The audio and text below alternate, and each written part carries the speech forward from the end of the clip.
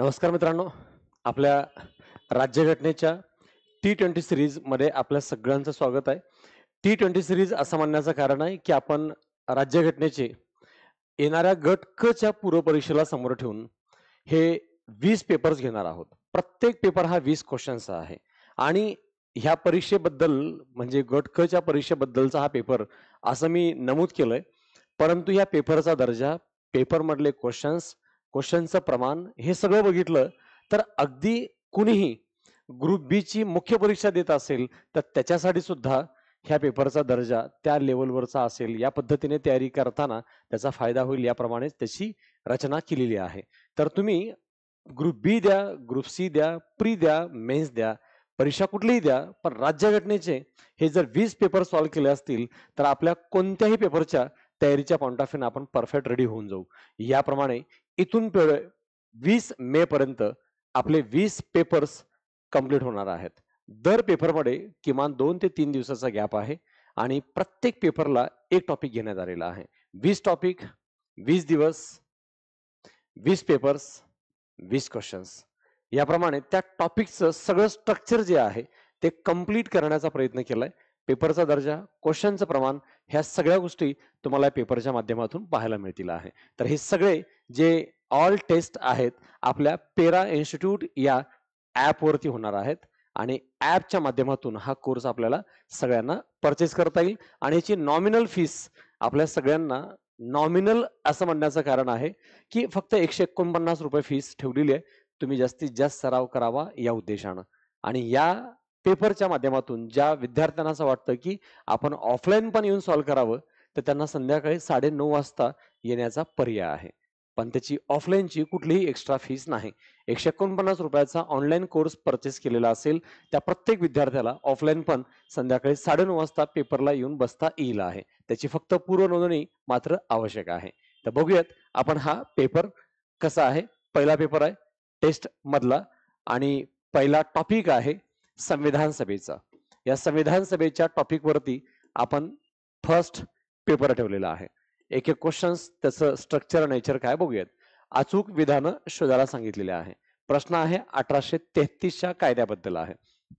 जे ऑलमोस्ट आपण 1909 पूर्वीचे कायदे जे आहेत ते मायनर स्टडीच्या पॉइंट ऑफ व्ह्यूने घेतो आणि 1909 नंतरचे कायदे 47 पर्यंतचे मेजर स्टडी त्याच्यावर जास्त प्रश्न असतात, महत्वाचे असतात, त्याचं इम्पॉर्टन्सही तसं आहे. म्हणून 1909 नंतरच्या कायद्यावर जास्तीत जास्त प्रश्न आयोग विचारलेला आहे. 1833 च्या कायद्याबद्दल हा प्रश्न आहे आणि हे 1909 च्या पूर्वीचे जे कायदे आहेत त्याच्यावर 1-2 तरी प्रश्नही असतात. म्हणून तोही कायद्यांचा पाठ कव्हर केलेला आहे. 1833 केंद्रीकरणाच्या दिशेनं पहिलं पाऊल उचललेलं आहे. म्हणजे सेंट्रलायझेशन ऑल जे प्रोव्हिन्सेस होते किंवा गव्हर्नन्स होती, गव्हर्नन्स सिस्टम होती, त्याच्यावर केंद्रीय पद्धतीने काम करता येईल याचा प्रयत्न या कायद्यामध्ये केलेला आहे. बंगाल गव्हर्नर जनरल भारताचा गव्हर्नर जनरल म्हणून ओळखला गेलेला आहे. जे अगोदर 1773च्या कायद्याने आपण गव्हर्नर जनरल हे पद तयार केलं होतं. तसं इथं भारताचा गव्हर्नर जनरल बनवण्यात आलेला आहे. ब्रिटिश नियंत्रित भारतावर एकछत्रित नियंत्रण स्थापित करण्यात आलं. म्हणजे आता संपूर्ण जे काही ब्रिटिश अंतर्गत आलेला प्रांत आहे त्याच्यावर पूर्ण नियंत्रण ब्रिटिशांचं राहावं या पद्धतीने त्याची स्थापना करण्यात आली आणि लॉर्ड विल्यम बेंटिक हा भारताचा पहिला गव्हर्नर जनरल बनलेला आहे. जो इथं स्टेटमेंट दिलंय बंगालचा गव्हर्नर भारताचा बनला तो विल्यम बेंटिक यांचं नाव लक्षात ठेवला पाहिजे. वरील सर्व बरोबर आहेत. ऑप्शन नंबर 4 1833च्या कायद्याबद्दल करेक्ट आहे. आपल्याला माहिती आहे पहिला गव्हर्नर जनरल हा वॉरन हेस्टिंग्स होता. बंगालचा वॉरन हेस्टिंग्स आणि भारताचा मात्र विल्यम बेंटिक आहे. त्यानंतर भारताचे राज्य सचिव हे पद पुढीलपैकी कोणत्या कायद्यानं प्रथमच तयार करण्यात आलं होतं? कारण आता ब्रिटिश प्रांत हे तत्कालीन ईस्ट इंडिया कंपनीच्या अंतर्गत त्यांच्या माध्यमातून जास्त काम करण्याऐवजी याला प्रपोर्शन डिफरंट करण्यात आलं आणि त्याला ब्रिटिश शासन व्यवस्थेच्या अंतर्गत घेऊन जाण्याचा प्रयत्न करण्यात आला. त्यामुळेच ब्रिटिशांना आपलं हे ब्रिटिश भारत सांभाळायचं तर त्यासाठी एक सचिव पद आवश्यक आहे. म्हणून ब्रिटिशांनी काय केलं एक सेक्रेटरी पद तयार केलेलं आहे आणि ते 1858च्या कायद्यानं प्रथमच तयार केलेलं आहे. 1858चा कायदा इम्पॉर्टन्स काय आहे? कारण 1857च्या उठावानंतर भारतीय आता ऐकू शकणार नाही जे आहेत. भारतीय शासन प्रशासन व्यवस्था आपल्याला ईस्ट इंडिया कंपनीच्या माध्यमातून चालवणं सोपं नाहीये, हे ब्रिटिशांना कळून चुकलं. म्हणून 1858च्या कायद्याद्वारे भारताला सांभाळण्याच्या उद्देशानं एक सेक्रेटरिएट पद गरजेचं आहे, जे ब्रिटिशांकडून या माध्यमातून या ठिकाणची कामकाज व्यवस्था पार पाडली जाऊ शकेल, यासाठी 1858च्या कायद्याने सचिव पद तयार केलेलं आहे. हे लक्षात ठेवा. चुकीचं नसलेलं चुकीचं नसलेलं म्हणजे बरोबर. याच्यामध्ये बऱ्याच विद्यार्थ्यांच्या चुका होत आहेत. खास लक्ष ठेवा त्याच्यावर.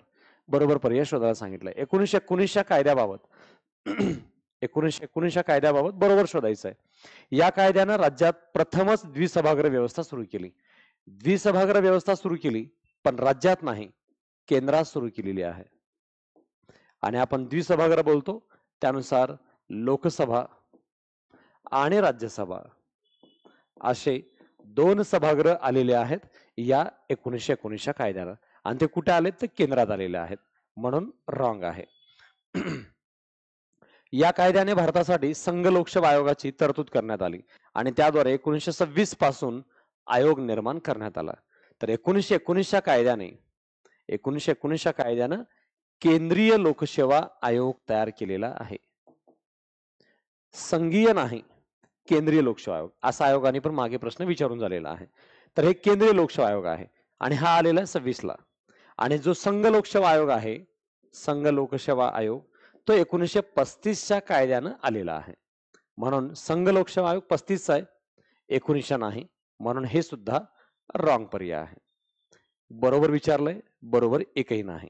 आन्सर नंबर 3 हा करेक्ट पर्याय आहे. प्रश्न आणि त्याची माहिती आपण आपल्या नोट्समध्ये वाचलेली असते, पण काय होतं अनेक वेळेला की आपल्याला त्या सगळ्या गोष्टी जशा आपण बघतो तशा दिसत नाहीत. आपण त्या अंतर्गत प्रश्नांच्या स्वरूपात आपण त्याचा विचार नाही करत, कारण अनेक वेळेला आपण वाचलेली माहिती आपल्या झोनमध्ये असते आणि प्रश्न वेगळ्या पद्धतीने विचारलेला असतो. म्हणूनच सराव महत्वाचा आहे आणि ह्या परीक्षेचा मदरबोर्ड म्हणजे क्वेश्चनचा सराव आहे. रिडिंग कितीही केलेला आहे, पण रिव्हिजन खूप कमी झालेला आहे. परिणाम प्रश्नांचा सराव सुद्धा कमी होतो. पण या परीक्षेची आवश्यकता काय आहे? रिडिंग किती असो, सराव जास्त पाहिजे आणि रिव्हिजन पण जास्त पाहिजे. आणि रिव्हिजन आणि सराव जास्त असेल तर आपोआपच रिडिंग कमी असलं तरी सुद्धा त्याच्यावर ह्या गोष्टी हँडल करता येतात. जेव्हा आपण ऑब्जेक्टिव्ह पॅटर्न बघतो तेव्हा. आणि सब्जेक्टिव्ह रिडिंग खूप महत्वाचं आहे. सब्जेक्टिव्ह पॅटर्न आहे तर आपलं रिडिंग खूप जास्त लागतं. अल्टिमेटली ऑब्जेक्टिव्ह असो की सब्जेक्टिव्ह असो, मध्ये रिव्हिजन आणि सराव याला पर्याय नाही, अमर्याद करणं आवश्यक आहे. मर्यादित रिडिंग, अमर्याद रिव्हिजन, अमर्याद सराव हे परीक्षेसाठी त्रिसूत्रीच आहे, विसरू नका. सायमन कमिशन बाबत योग्य विधानं शोधायला सांगितलेले आहेत. मी मॅक्झिमम असा अनालिटिकल पेपर ठेवलाय की ज्यामध्ये तुम्हाला तुमचा अभ्यास क्वालिटी झालेला असला पाहिजे, रिव्हिजन तेवढं झालेलं पाहिजे, काय चुका होतात ते कळावं या पॉइंट ऑफ व्ह्यू आहे. म्हणून गट क इझिली आपल्याला काढता आली पाहिजे आणि आता गट ब मुख्य देत असला तरी तुम्हाला कळालं पाहिजे की याही पद्धतीने आपण पेपर सॉल्व्ह करू शकतो. सायमन कमिशन मध्ये सर्व ब्रिटिश सदस्यासोबतच काही भारतीय सदस्यांच्याही मर्यादा समाविष्ट होत्या आहे. म्हणजे यांचं म्हणणं होतं की सायमन कमिशन मध्ये सर्व ब्रिटिश सदस्यासोबतच काही भारतीय सदस्यांचाही मर्यादित समावेश होता. तर सायमन कमिशन मध्ये भारतीय सदस्य नव्हतेच, म्हणून तर आपण बहिष्कार करत होतो की भारतीयांना समाविष्टच करून घेतलेलं नाहीये. हे रॉंग आहे. या आयोगाने द्वैध शासन प्रणाली चालू ठेवण्यास सुचवले होते. येस, जे चाललंय ते चालू ठेवा. 2 शासन व्यवस्था अशी द्वैध शासन पद्धती चालू ठेवावी. ऍब्सोल्युटली राईट आहे. सांप्रदायिक निवडणुका घेण्यास प्रतिबंध करावा असे सुचवलं होतं. नाही, सांप्रदायिक निवडणुका घेणं चालू ठेवा असं सुचवलं होतं. उलट यांनी अजून सांप्रदायिकता वाढवली, जे आपण 35च्या कायद्यानंतर बघतो. अनेक धर्मांसाठी पुढे जागा राखीव ठेवण्याचं प्रमाण वाढलं, जे सायमन कमिशननी सांगितलं होतं. म्हणजे सांप्रदायिकतेला चालू ठेवा असं त्यांचं म्हणणं होतं आहे. त्यामुळे हे रॉंग आहे. बरोबर विचारलंय. ओनली ब हा ऑप्शन करेक्ट आहे. ओनली ब, फक्त ब हा सेकंड ऑप्शन करेक्ट आहे. त्यानंतर प्रश्न क्रमांक 5. केंद्रीय प्रांतीय विधान परिषदेच्या आकारात वृद्धी. सेंटर आणि स्टेट दोन्ही ठिकाणच्या प्रांतीय विधान परिषदेच्या आकारात वाढ करण्यात आली. संख्या 16 वरून 60 केली. ज्या अगोदर 16 होती ती 60 केली. तर प्रांतीय परिषदेची संख्या मात्र सारखी नव्हती, कारण प्रत्येक प्रांतामध्ये ही जी संख्या होती ती डिफरंट लोकसंख्येप्रमाणे कमी अधिक होती. केंद्रीय परिषदेत सरकारी बहुमत कायम ठेवा. सेंट्रल लेवलच्या परिषदेमध्ये सरकारी सदस्यांची संख्या अधिकच असली पाहिजे, बहुमत कायम. प्रांतीय परिषदेत गैर सरकारी सदस्यांचं बहुमत वाढवण्याची अनुमती. जे प्रांतीय पातळीवर आहे त्याला मात्र वाढवायला अनुमती द्या. म्हणजे आता सेंटरचं कॉन्सन्ट्रेशन गव्हर्नमेंटच्या बाजूने जास्त ठेवावं आणि प्रांतीय पातळीवर मात्र ते वाढवण्यास प्राधान्य दिला जाईल. याप्रमाणे ही व्यवस्था कोणत्या कायद्याचं वैशिष्ट्य आहे, हे सगळे कोण्या कायद्यात येतात. तर आपल्याला लॉजिक काय लावता येतं की 1858च्या कायद्यानंतर सहसा केंद्र सरकार असं कुठं झुकलंय, कोणत्या ठिकाणी त्याला विस्तारित पद्धतीने काम केलंय, तर त्याचा एकमेव पहिला कायदा जे आपण 1909च्या कायद्याकडे बघतो. आणि या 9च्या कायद्यानं बऱ्यापैकी सगळ्या गोष्टींमध्ये विस्तार केलेला आहे. सदस्य वाढवली आहे, आकार वाढवलाय, बहुमत केंद्रात राज्यात कसं बदलता येईल यासाठीही सपोर्ट केलेला आहे. 1892च्या वगैरे असं कायद्यानं काही झालं नाही. आणि 1919 आणि 35 या तर कायद्याने सर्वाधिक पुढे वाढ झालीच आहे. पण पहिल्यांदा इथून सुरुवात झाली आहे. म्हणून 1909 हे ऑप्शन नंबर 2 क्वेश्चन नंबर 5चं उत्तर लक्षात ठेवा. त्यानंतर भारतात सर्वप्रथम सर्वोच्च न्यायालयाची स्थापना कोणत्या वर्षी कोलकाता येथे करण्यात आली. आपल्या सगळ्याला माहिती आहे 1773चा रेग्युलेटिंग ऍक्ट आहे. रेग्युलेटिंग ऍक्ट नुसार 1774 मध्ये कोलकात्याला हे सर्वोच्च न्यायालय स्थापन झालेलं आहे. आणि या सर्वोच्च न्यायालयाला 2024 मध्ये 250 वर्ष पूर्ण झालेली आहेत. म्हणून आपण सुप्रीम कोर्ट बद्दल प्रश्न एक्सपेक्टेड करतो किंवा या 1773च्या रेग्युलेटिंग ऍक्ट बद्दल एक्सपेक्टेड करतो. आपण लॉजिकली विचार करायला पाहिजे. 50 नंतर हे बाय कॉन्स्टिट्यूशन दिल्लीला आहे, घटनेनुसार दिल्लीला आहे 50 पासून. आणि दिल्लीला जे 1950 पासून आहे ते घटनेत आर्टिकल आहेत त्याच्यासाठी 130 नुसार दिल्लीसह देशात कुठेही सर्वोच्च न्यायालय स्थापन करता येतं. सर्वोच्च न्यायालयाचं कार्यस्थान कुठे असावं तर आर्टिकल 130 मध्ये सांगितलंय त्याप्रमाणे असेल आहे. आणि 130 मध्येच जिथं मुख्य सुप्रीम कोर्ट सांगितलंय त्यासोबतच खंडपीठ सुद्धा स्थापन करायची झाली तर 130 नुसार करता येईल. सर्वोच्च न्यायालयाचं एखादं खंडपीठ स्थापन करायचं आहे तर खंडपीठ कुठं स्थापन करावं याबद्दल आर्टिकल 130च आहे.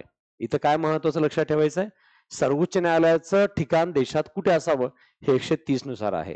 आणि सर्वोच्च न्यायालयाचं एक किंवा अनेक खंडपीठ स्थापन करायचे त्याचा आर्टिकल सुद्धा 130च आहे. आजपर्यंत भारतात एकही सर्वोच्च न्यायालयाचं खंडपीठ स्थापन केलं नाही ही वेगळी गोष्ट आहे, पण करता येतं 130 नुसार. लक्षात ठेवा 73, 74 आणि 50 ही तिन्ही इयर सुप्रीम कोर्ट बद्दल विशेष माहिती देतात. चालत काही विषय लक्षात राहतात, म्हणून याच्यावर खास फोकस करा. पुढीलपैकी कोणत्या कायद्यानं प्रांतीय द्वैध शासन समाप्त करण्यात आलं आणि प्रांतीय स्वायत्तता देण्यात आली. एक तर पहिलं प्रांतातलं द्वैध समाप्त करण्यात आलेलं आहे. द्वैध शासन प्रांतातली समाप्त केली. आणि याच्यावरून काही लॉजिक लागलं नाही तर आपल्या सगळ्याला माहिती आहे प्रांतीय स्वायत्तता कधी मिळाली. प्रांतातल्या व्यवस्थेच्या माध्यमातून स्वायत्ततेचा पाठ 1935चा कायदा डायरेक्टली आपण काही विचार न करता सुद्धा मार्क करू शकतो. फक्त परीक्षेत महत्वाचं आहे प्रेझेन्स ऑफ माइंड. अभ्यास झालेला असतो पण पेपरमध्ये प्रेझेन्स ऑफ माइंड टिकत नाही. प्रेशर असतं, एक्सपेक्टेशन असतात, टेन्शन असतं, डिस्ट्रॅक्शन असतं, स्पीड लागतो, टाइम कमी पडतो, घाई होते, हातून चुका होतात, लेस कॉन्फिडन्स होतो, ओव्हर कॉन्फिडन्स होतो. अशा अनेक गोष्टी आहेत ज्यामुळे आपल्या चुका होतात आणि परीक्षा आपल्या हातून जाते आहे. अभ्यास काय झालाय हा मदरबोर्ड आहे, पण त्याच्यापेक्षा सर्वोच्च त्याचा कळस आणि हायेस्ट इम्पॉर्टन्स जे आहे ते मात्र त्या पेपरचा आपण सराव किती केलाय आणि त्याचं रिव्हिजन किती केलंय त्याच्यावर परीक्षेतला आपला टेम्परमेंट टिकून राहतं. आणि टेम्परामेंट ही गोष्ट एका दिवशी तयार होणारी नाही, वेळोवेळी केलेल्या सरावानंतर असते. म्हणून प्रॅक्टिस करत राहा, क्वालिटी इम्प्रूव्हमेंट होत जाईल, माहिती वाढत जाईल आणि स्पीडही आपोआप येईल.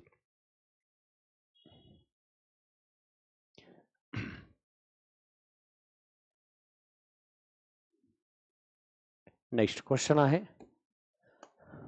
अयोग्य पर्याय शोधायला सांगितलेला आहे. अयोग्य पर्याय चूक असं लिहित जावा, कारण एखादी चूक आपल्या हातून होऊ शकते आणि ती चूक जर आपल्याला टाळायची झाली तर असं सोपं आणि विदिन सेकंदात काम होतं, इग्नोर करता येत नाही. 35च्या कायद्याबाबत अयोग्य म्हणजे चुकीचं शोधायचं. केंद्रात द्वैध शासन प्रणालीची सुरुवात, परिणाम संघीय विषयाला स्थानांतरित आणि आरक्षित असं विभक्त करण्यात आलं. द्वैधचा अर्थच आहे दोन शासन व्यवस्था, एक स्थानांतरित आणि आरक्षित. म्हणजे आपण भारतीयांकडून ते काम करून घेऊ शकतो, हस्तांतरित आपल्याला म्हणता येईल, किंवा त्याला अराखीव म्हणता येईल. अराखीव विषय आणि राखीव विषय ब्रिटिशांकडे होते. याप्रमाणे हे दोन व्यवस्थेच्या माध्यमातून तिथं काम करत होते. त्याचा विभक्त घटक त्याला डिवाइड करून घेण्यात आलेले आहेत. या कायद्याने 11 राज्यापैकी 6 राज्यात द्विसभाग्र व्यवस्था. दोन व्यवस्था महत्वाच्या आहेत. जसं आपण वरती बघितलं होतं, 19च्या कायद्यानं केंद्रात द्विसभाग्र आलं होतं. आता 35च्या कायद्यानं 11 राज्यापैकी 6 राज्यात द्विसभाग्र व्यवस्था आली. म्हणजे एका बाजूला केंद्रात द्वैध,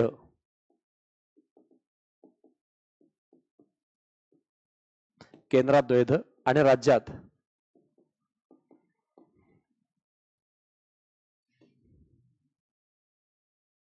राज्यामध्ये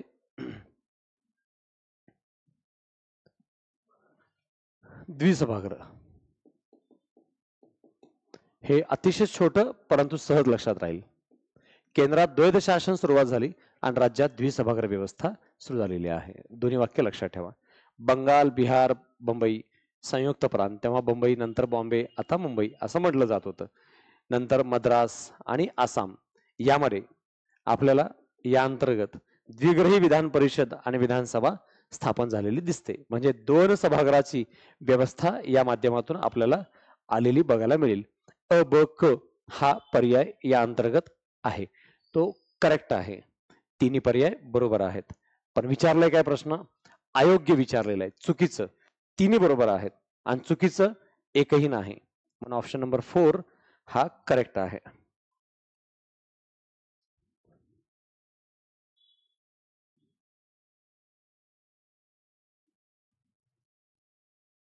आता क्वेश्चन नंबर 9.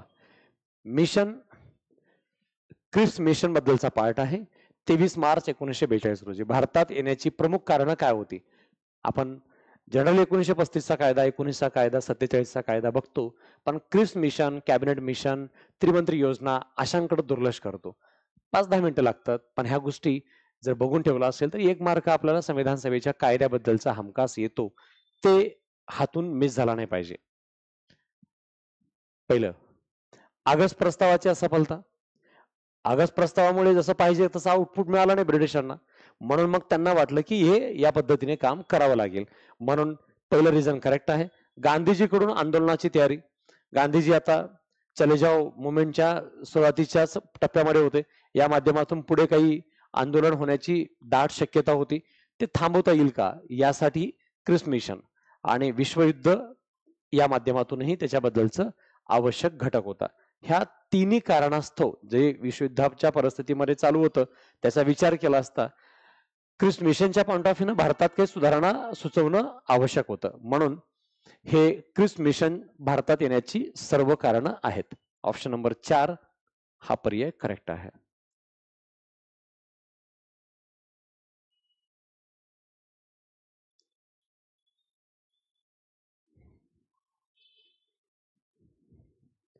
क्वेश्चन 10. प्रांतांच्या गटाने स्वतःसाठी अगोदर संविधान तयार करतील. जे प्रांत आहेत ते प्रांतीय पातळीवर स्वतःचं संविधान तयार करतील. नंतर सामूहिक रूपानं संविधान सभासाठी ते तयार होतील. म्हणजे भारतासाठीचं संविधान जे आहे, संविधान भारतासाठी करतील असं विधान पुढीलपैकी कशामध्ये नमूद होतं? प्रांत प्रांतासाठी आपला अगोदर तयार करतील, नंतर मग देशासाठी तयार करतील. इनडायरेक्टली हे प्रांतांना अधिक स्वायत्तता होती. थोडक्यात राज्यांना बाहेर पडण्याचे अधिकारही इनडायरेक्टली प्राप्त होत होते. देशाच्या संविधानापेक्षा प्रांताचं संविधान जास्त महत्वाचं आहे. या पॉइंट ऑफ व्ह्यूनं तशी प्रांतीय स्वायत्तता मिळत होती, ह्याचा हा पुरावा या माध्यमातून मिळतो. आणि हे जी व्यवस्था आहे ही कशामध्ये नमूद करण्यात आलेली होती? तर कॅबिनेट मिशन प्रस्ताव आहे. हा मार्च 1946 मध्ये आलेला होता. याप्रमाणे याबद्दलचा घटक आपण लक्षात ठेवावा. 24 मार्च 46 रोजी हा प्रस्ताव आलेला होता आणि या अंतर्गत याबद्दलची तरतूद आहे. हे 10 प्रश्न मी आपल्या संविधान सभेच्या कायद्याबद्दल काढले होते. आता इथून पुढे 10 प्रश्न आहेत संविधान सभेबद्दल. संविधान सभेची ऐतिहासिक पार्श्वभूमी रिलेटेड 10 क्वेश्चन आणि संविधान सभेबद्दलचे 10 प्रश्न याप्रमाणे हा घटक बघायचा होता. आता संविधान सभेबद्दल 15 ऑगस्ट 47 रोजी भारत स्वतंत्र झाला तेव्हा संविधान सभेचे कितवं अधिवेशन चालू होतं? आपण बघतो संविधान सभेचे टोटल अधिवेशन पहिल्या अधिवेशनापासून 11व्या अधिवेशनापर्यंत त्याच्या तारखांचं सगळं बघणं महत्वाचं नाही, पण पहिले 2 अधिवेशन, शेवटचे 2 अधिवेशन आणि मधला हा महत्वाचा अधिवेशनाचा पार्ट आहे. 15 ऑगस्ट 47 ला भारत स्वतंत्र झाला तेव्हा संविधान सभेचं कामकाज चालू होतं. तर ती संविधान सभा जी काम करत होती ती त्याचं कितवं अधिवेशन होतं? हे 5वं अधिवेशन होतं. हे खूप महत्वाचं आहे, लक्षात ठेवा. कारण स्वतंत्र भारत झाला तेव्हा संविधान सभा काम करत होती. तर संविधान सभेचं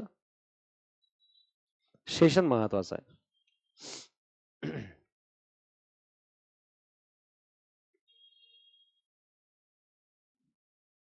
त्यानंतर 12वा प्रश्न. कोणत्या पक्षाला संविधान सभेमध्ये एकच जागा प्राप्त झाली होती? त्याबाबत अचूक पर्याय. हे मी जसं मार्क केलंय तसं मार्क करायचा सराव करत चला. परीक्षेमध्ये फोकस होतो प्रश्नामध्ये, एक्झॅक्टली त्यांना काय विचारायचं होतं ते समजतं. संविधान सभेमध्ये एकच जागा प्राप्त झाली होती, त्याबाबत अचूक पर्याय निवडा. संविधान सभा मध्ये आपल्याला लक्षात असावं 8 सदस्य होते ते अपक्ष होते. 8 अपक्ष होते आणि इतर 7 जे सदस्य होते ते मात्र त्यांना प्रत्येकाला एकच सीट मिळाली होती संविधान सभेमध्ये. इतर जे 7 होते त्याच्यामध्ये प्रत्येकांना एकच सीट मिळाली होती. त्यापैकी हे 4 आहेत. युनियनिस्ट पार्टी 1, शेड्यूल कास्ट 1, कृषक प्रजा पार्टी 1 आणि साम्यवादी पार्टी 1. अजून एक होता मुस्लिम लीग ज्यांच्यासाठी पण 1 होता. असे काही मायनर अजून 1-2 घटक होते, पण 5 तर हे लक्षात ठेवून टाका ज्यांचे एक सदस्य संविधान सभेमध्ये होते. अ ब क ड ऑप्शन नंबर 4 करेक्ट आहे. प्रत्येकाचे एकच सदस्य संविधान सभेमध्ये आहेत. नावं सहजरित्या लक्षात राहतील असा प्रयत्न करा. पाठ करायचा प्रयत्न करू नका. संविधान सभेतल्या पहिल्या बैठकीला उपस्थित न राहणाऱ्या महिला पुढीलपैकी कोणत्या महिला आहेत? संविधान सभेमध्ये प्रेझेंट नसतील. दुर्गाबाई देशमुख प्रेझेंट होत्या. हंसा मेहता प्रेझेंट होत्या. मोस्टली बॉम्बे प्रांतातून असलेल्या महिलांचाही प्रभावी रीतीने तुम्हाला लक्षात ठेवता यावं यासाठी काही सदस्यांची नावं मी तशी टाकलेली आहेत. अना मस्करीन ह्या नव्हत्या. बेगम आजाद रसूल नव्हत्या. रेणुका रे या पण नव्हत्या. असे 3 आणि अजून 2 सदस्य जे यामध्ये उपस्थित नव्हते. 3 झाले. ह्या 4थ्या विजयालक्ष्मी पंडित.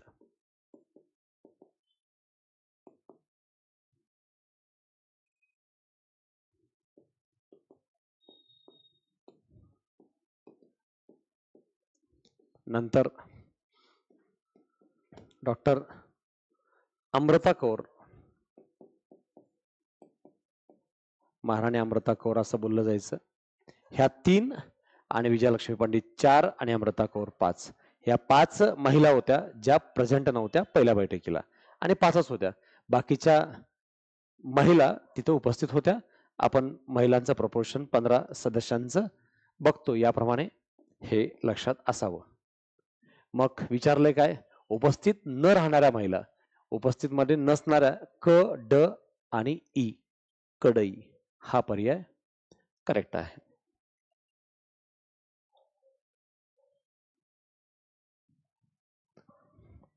त्रिमंत्री योजनेच्या आधारावर संविधान सभेने घटना तयार करण्याची काम केव्हा सुरू केलेलं आहे?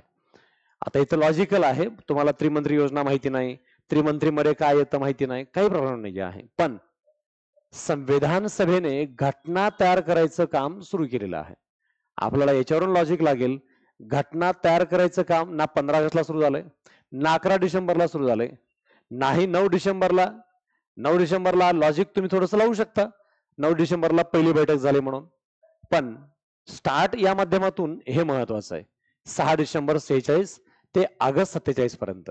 कारण इथं जे दिलेलं आहे ते 26 जानेवारी 47 पर्यंत एवढाच पाठ दिलेला आहे. पण ह्या माध्यमातून इथं तुम्हाला 2च महिन्याचा कालावधी दिसतो. पण ह्या 2च महिन्यापुरतं संविधान सभेचं कामकाज चालेल असा कुठलाही योजना कायदा नव्हता. म्हणून लॉजिकली आपण ऑप्शन नंबर फर्स्ट कडे जाऊ शकतो. 6 डिसेंबरला या माध्यमातूनची अप्रत्यक्ष सुरुवात, 9 डिसेंबरला पहिली बैठक, 11 डिसेंबरला या माध्यमातून कायमस्वरूपी अध्यक्षाची निवड आणि 13 डिसेंबरला उद्देश पत्रिकेचा ठराव. हे आपण कामकाजाचा पहिला इनिशियल टप्पा याप्रमाणे बघू शकतो. सो 6 डिसेंबर 46 ते 47 याप्रमाणे हे त्रिमंत्री योजनेच्या आधारावर कामकाज चालू होत आहे.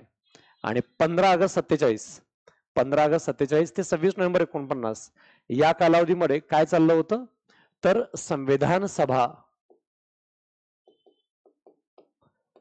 बनवण्याचं काम आणि त्यासोबत संसदेचे कामही करत होते.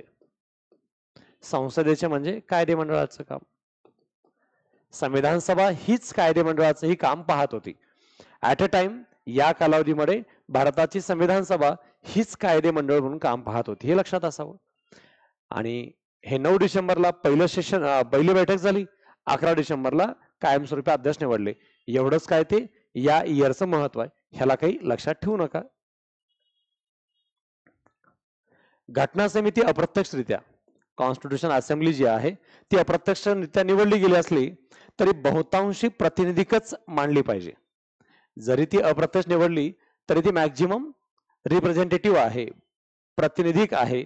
असं घटना समितीत झालेल्या चर्चा या फक्त संवैधानिक नाही, म्हणजे फक्त पुस्तकी अभ्यासापुरतं कायद्याच्या ज्ञानासारखं असं ओनली कॉन्स्टिट्यूशनल नाही, तर व्यावहारिक स्वरूपाच्या होत्या, रिअल मध्ये प्रॅक्टिकल स्वरूपाच्या होत्या. संविधान सभेच्या बाबतीत हे विधान कोणी केलेलं आहे, हे जे आहे ते संविधान सभेच्या बाबतीतचं कोट आहे. ते कोट कोणी केलेलं आहे? कोट केलेलं आहे ग्रॅनविल ऑस्टिन यांनी. कारण आयोग एकतरी कोट विचारतं, संविधान सभेचे कायदे याबद्दलचे स्टेटमेंट आहे म्हणून हे टाकलंय. जयप्रकाश नारायण काय सांगतात, संविधान सभेमध्ये क्रांतिकारी पद्धतीच्या विचाराचं अनुसरण करणारा घटक मला दिसतच नाही. हे जयप्रकाश नारायण यांचं वाक्य आहे. क्रांतिकारी विचाराचा अभाव आहे असं त्यांना वाटतं. हे वाक्य जयप्रकाश नारायण यांचं आहे संविधान सभेबद्दल. तर डॉक्टर बाबासाहेब आंबेडकरांचं कोट काय आहे की जगात कॅनडा, ऑस्ट्रेलिया, अमेरिका अशा अनेक देशांच्या राज्यघटनेला त्यांची राज्यघटना बनवण्यासाठी जेवढा कालावधी लागलाय त्या तुलनेत भारताची राज्यघटना बनवायचा कालावधी बघितला तर अतिशय नगण्य आणि कमी वेळात आपण राज्यघटना तयार केली आहे. त्याबद्दल संविधान सभेचं अभिनंदन करायलाच पाहिजे, असं हे वाक्य आहे डॉक्टर बाबासाहेब आंबेडकरांचं संविधान सभेबाबतीत आहे. आणि ठाकूरदास भार्गव यांचं ते याबद्दल संविधान सभेबद्दलचं स्वतंत्र कुठलंही कोट नाही, त्यांचं कोट उद्देश पत्रिकेबद्दलचं आहे की एक यार्डस्टिक याप्रमाणे ते उद्देश पत्रिकेबद्दलचं उल्लेख विषय विशेष पद्धतीने बोलू शकतात. म्हणून या अंतर्गत आपल्याला कोट कुणाचं काय आहे हे लक्षात ठेवायला हरकत नाही. त्यानंतर आहे क्वेश्चन नंबर 16. क्वेश्चन 16, संविधान सभेचा अंतिम प्रस्ताव डॉक्टर बाबासाहेब आंबेडकरांनी संविधान सभेत पुढीलपैकी कोणत्या दिवशी सादर केला होता?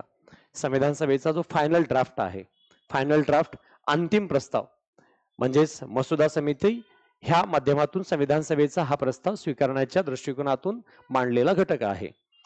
म्हणजे संविधान सभा ही आता प्रस्ताव मंजूर करणार आहे. यासाठी डॉक्टर बाबासाहेब आंबेडकरांनी 14 नोव्हेंबर 1949 रोजी हा प्रस्ताव ठेवला होता. तारीख महत्वाची आहे.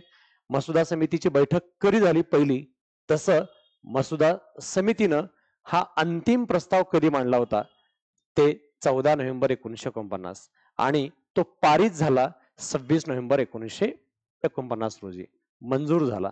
संविधान सभेनं तो ठराव मंजूर केला, ती तारीख 26 नोव्हेंबर 1949.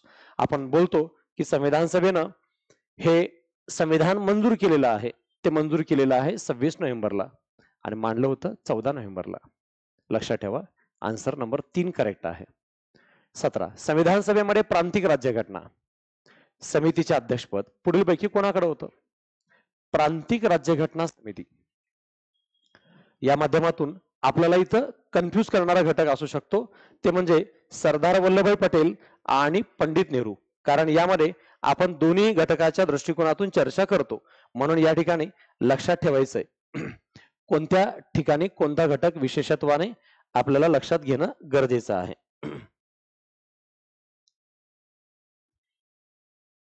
कारण आयोग एक तरी समितीबद्दलचा प्रश्न विचारताना दिसतं.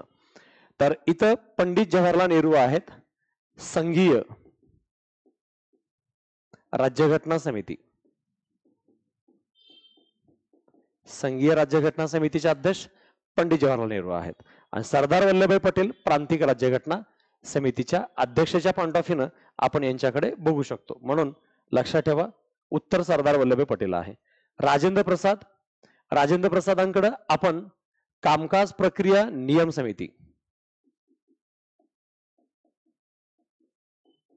कामकाज प्रक्रिया नियम समितीचं अध्यक्षपद पाहतो.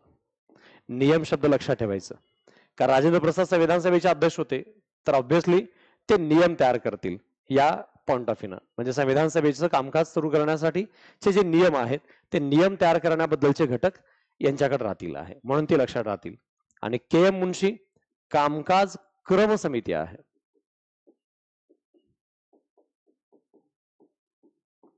कामकाज क्रम समिती याचे अध्यक्ष के एम मुन्शी आहेत.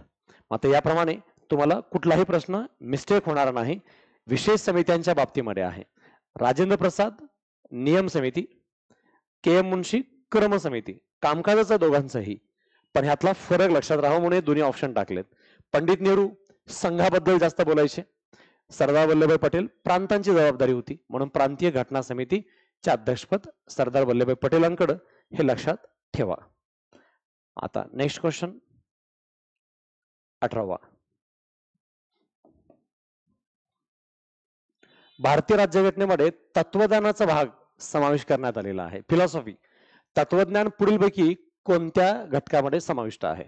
फिलॉसॉफी म्हणलं की आपल्याला फक्त उद्देश पत्रिका बरोबर वाटते, कारण उद्देश पत्रिकेमध्ये फिलॉसॉफी आहे. आता लॉजिकली अ तर करेक्ट असला पाहिजे, अ सगळ्या ऑप्शन मध्ये असला पाहिजे. अ इथं आहे, अ इथं आहे आणि अ इथं आहे, म्हणजे आपला ऑप्शन थर्ड तर कटला, जे होऊ नाही शकत. मग आता उद्देश पत्रिकेसोबत फिलॉसॉफी तुम्हाला वाटू शकते किंवा वाटली पाहिजे, मार्गदर्शक तत्वामध्ये पण असं करायला पाहिजे तसं करायला पाहिजे या पॉइंट ऑफ व्ह्यूनं घटक तिथे येऊ शकतात. मग अ आणि क हा ऑप्शन असला पाहिजे. मग अ आणि क आता याही ठिकाणी आहे, इथे पण आहे, इथे पण आहे, म्हणजे अजून ऑप्शन इलिमिनेट होणं पॉसिबल नाही. आणि इथं काय विचारलंय? भारतीय राज्यघटनेत तत्वज्ञानाचा भाग. आता हा चॅप्टर आपण नव्याने ऍड केलेला आहे, म्हणजे मूळ राज्यघटनेमध्ये मूलभूत कर्तव्याचा समावेश नव्हता. मग आपण याला ऍड केलेला 42वी घटना दुरुस्ती 1976 नुसार, म्हणजे हा याचा फिलॉसॉफीचा पार्ट नसला पाहिजे. अ ब आणि क हा ऑप्शन सेकंड. लॉजिकली पण उत्तर देऊ शकता की तुम्हाला एक्झॅक्टली वाचलेलं नव्हतं की असं कुठं तत्वज्ञानाचा भाग असते. असं ज्यांनी क्लास केलाय किंवा त्यांच्याकडे नोट्स आहेत त्यांना माहिती आहे, त्याच्यामध्ये मी लिहून दिलेला आहे कुठे हे फिलॉसॉफीचा पार्ट आहे, असा टेबल चार्ट दिलेला आहे, ते लक्षात ठेवा. आपण कुठंच वाचलो नाही असं, कुठे माहिती नाही वगैरे असं होऊ नये. कोणत्या दिवशी भारताच्या संविधान सभेलाच तात्पुरती संसद म्हणून दर्जा देण्यात आला? भारताची संविधान सभा ही तात्पुरती संसद म्हणून काम करते. मग आता संविधान सभेचं कामकाज संपलंय आणि आता ती संसद म्हणून काम पाहणार आहे. 22 जुलै 47 तर नाही, कारण 15 ऑगस्टच्या पूर्वीचा पार्ट आहे, हा होऊ शकत नाही. 13 मे 49 अशी तारीख या माध्यमातून कुठलंही इम्पॉर्टन्स सांगत नाही. 26 नोव्हेंबर 1949 ला मंजूर केलंय आपण संविधान, संविधान मंजूर केल्याची तारीख आहे.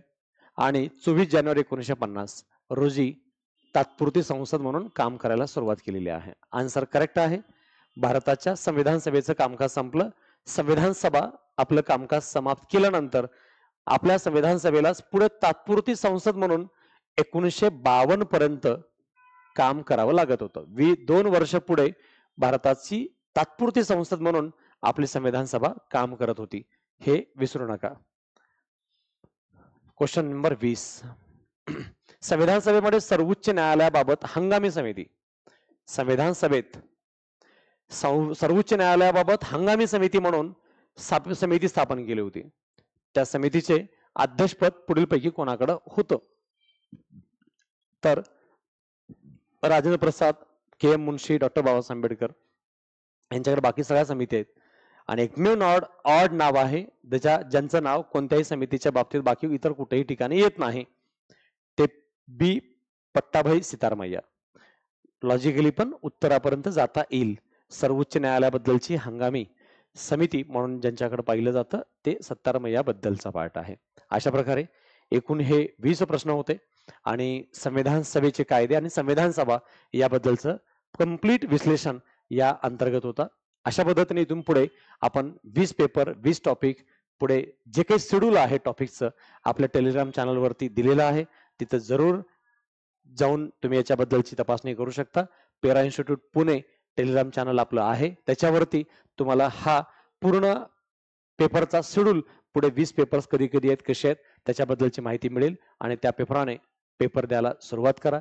अभ्यास झालेला असतो, झालेला असला तरी झालेला वाटत नसतो, म्हणून त्याच्यावर सराव केल्यानंतर खरा कॉन्फिडन्स येतो. पेपर द्यायला विसरू नका, कारण ही पेपर सोडवण्याची कौशल्यता, पेपरचा सराव हेच आपल्याला अजून जास्त ॲक्युरसी आणि कॉन्फिडन्स देत असते. त्याप्रमाणे आपण प्रॅक्टिस करूयात. पुन्हा भेटू पुढच्या टेस्टमध्ये. थँक्यू.